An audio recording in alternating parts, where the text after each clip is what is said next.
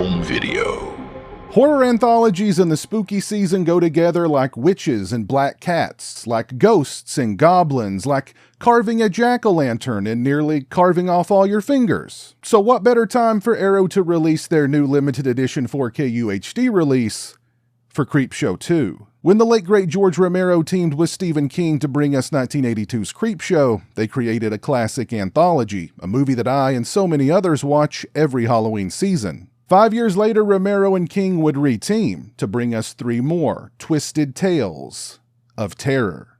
This time, Michael Gornick, DP of Romero classics like Dawn of the Dead, Day of the Dead, and the original Creepshow, took on directing duties. And while Creepshow 2 had big shoes to fill, and though it doesn't quite fill them entirely, it's a worthy sequel and deserving of being added to your yearly Halloween watch list. First up, we have Old Chief Woodenhead, a story of supernatural revenge. George Kennedy plays the kind-hearted proprietor of a general store in the dying western town of Dead River. When he and his wife are murdered in cold blood by a trio of scumbags, the wooden Indian that stands outside the store, aptly named Chief Woodenhead, comes to life, and a scalping he goes. This is a fun one. It's hard not to root for Old Chief Woodenhead considering how likable George Kennedy is and how cold-blooded his and his wife's deaths are. Holt McCallany is also a standout as the leader of the scumbags, whose dreams of stardom will be cut short by the vengeful chief. When it comes to Creepshow 2, the one story that everyone remembers and is universally considered the best of the 3 is The Raft. The Raft finds 2 young couples trapped on a raft in the middle of a lake with a mysterious organism circling nearby, and it's hungry. The Raft sports the best special effects in the movie. When the slimy, sludgy creature, whatever it is, consumes a victim, it ain't pretty. The Raft also provides plenty of tension and an overall desperate tone, and you gotta love the swerve involving the brainy nice guy who turns out not to be so nice, and not to be so brainy in the end. The Raft is not only the best segment in Creepshow 2, but I'd argue that it's one of the best segments in any horror anthology, period. We close on The Hitchhiker. The story features a rich wife returning home after a secret rendezvous with a man who is not her husband. Unfortunately, she's not only bad at being a faithful wife, she's an even worse driver, and while speeding home, plows her Mercedes into a hitchhiker. Now, does she do the right thing afterward? Stick around, call for help, accept the consequences of her actions? Of course not.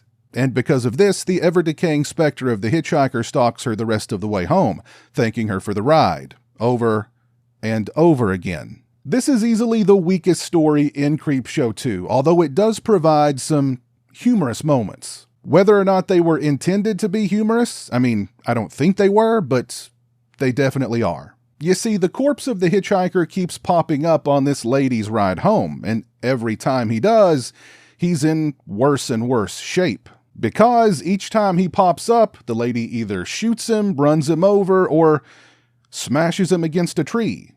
Repeatedly. I like to call this segment the Telltale Car. It's silly, but it's still fun. The Wraparound features Tom Savini as the creep, and the animated portions are pretty solid, featuring a young boy named Billy who purchases a massive Venus flytrap from an issue of the Creepshow comic to sick on his bullies. Creepshow 2 lacks the highly stylized, colorful, and comic booky aesthetics of the first movie. Aside from a few askew angles and extreme close-ups, the movie feels kinda flat in that regard, kinda like a made-for-cable movie.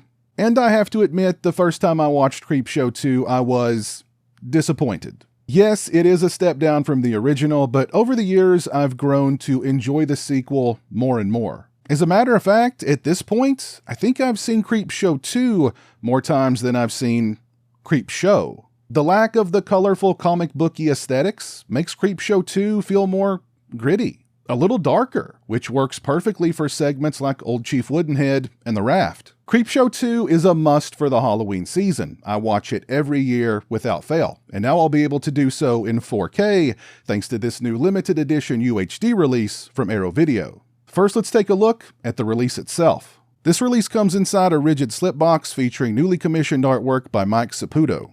The sleeve is reversible, featuring original and new artwork by Mr. Saputo. Inside, we get Creepshow 2 Pinfall, a limited edition booklet featuring the comic adaptation of the unfilmed Creepshow 2 segment Pinfall by artist Jason Mayo.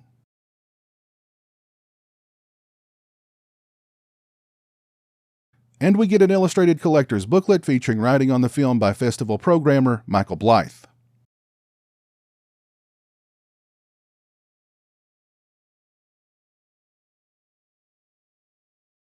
When it comes to image quality, this release features a brand new 4K transfer, which I thought looked great. We get vibrant colors, plenty of detail, and natural-looking skin tones. I also thought the contrast was an improvement on this release too, which made the movie look less soft, for lack of a better word, less glowy and dreamy, which I appreciated.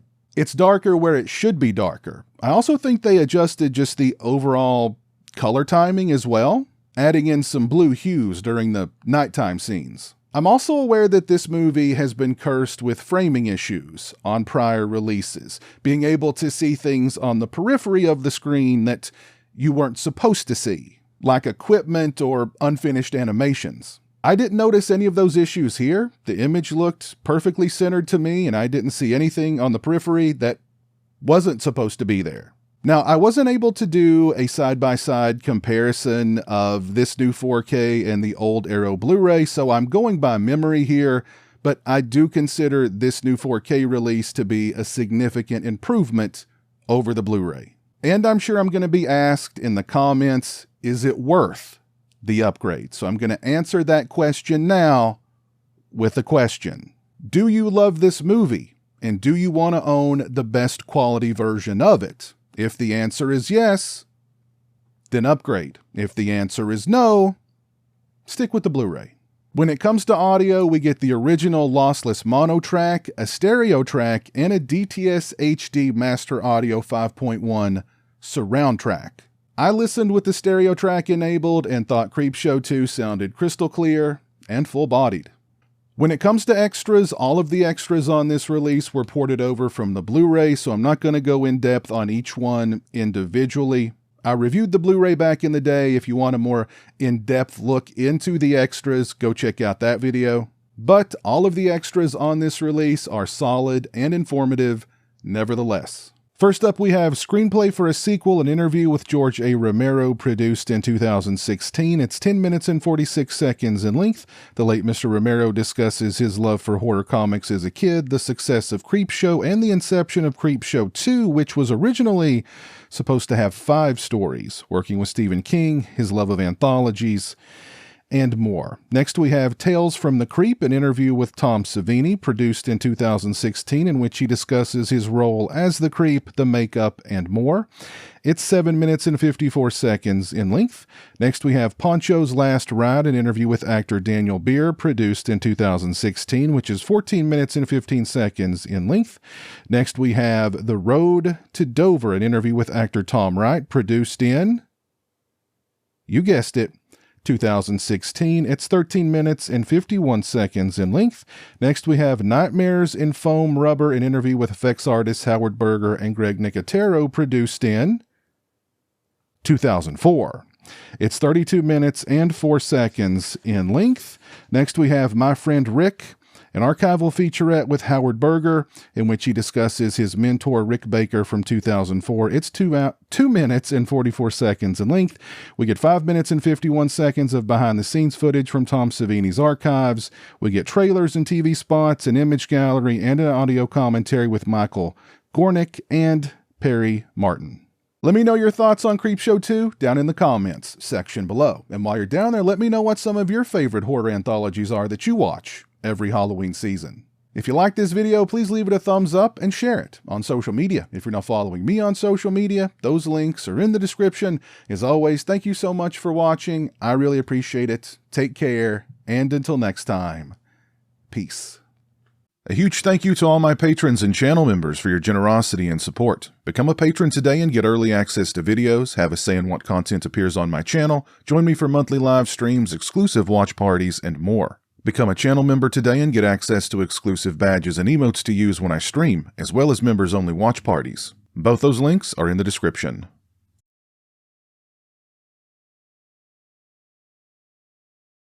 Say hello to the internet, Jeremy. Hello to the internet.